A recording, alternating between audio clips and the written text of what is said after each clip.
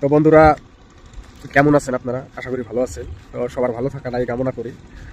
কথা হলো যে লাভ ম্যারেজ আর অ্যারেঞ্জ ম্যারেজটা। তো লাভ ম্যারেজটা হলো এরকম একটা জিনিস, আপনি যাকে ভালোবাসবেন, একদম নিজের থেকে বেশি ভালোবাসবেন যাকে, তাকে পাবেন না, এক নম্বর কথা।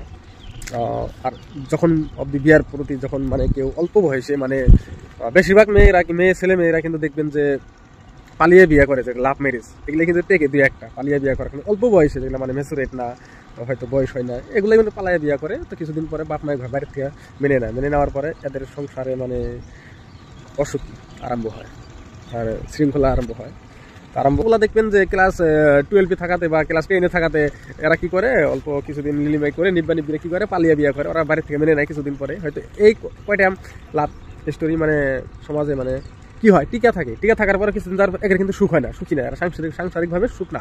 সুখে ভালোবাসবেন, সত্যিকারের সাথে ভালোবাসেন, যারা ম্যাচুরেটেন, ওরা তো কখনো পালিয়ে বিয়ে করবে না, মানে বাপ মায়ের ইজ্জত দেখবে, নিজের ইজ্জত দেখবে, তারপরে পালিয়ে বিয়ে করবে না, আর বাড়ির থেকে মেনে নেবে না, আপনাকে বলবো বাড়ির থেকে মেনে নেবে। ওরা যখন বুঝবে যে না, এখন তো টাকা পয়সা দরকার, জব লাগবে, আপনার তো কিছুই নাই, আপনি তো সময় আর পিছনে বরবাদ করে দিয়েছেন। তো গাইস, ওইটা বাদ দেন, বাদ দেওয়ার পরে মানে নিজের ক্যারিয়ারে ফোকাস করেন, আমার মতো বরবাদ হবেন না সবাই। কথা হলো যে এখন অ্যারেঞ্জ ম্যারেজের দিকে আসি। অ্যারেঞ্জ ম্যারেজটা যে এত একটা ভালো জিনিস, পৃথিবীর ভিতরে বা উপরে যদি বাপ মায়ের পরে কোনো সম্পর্ক থাকে, ওইটা হলো অ্যারেঞ্জ ম্যারেজ।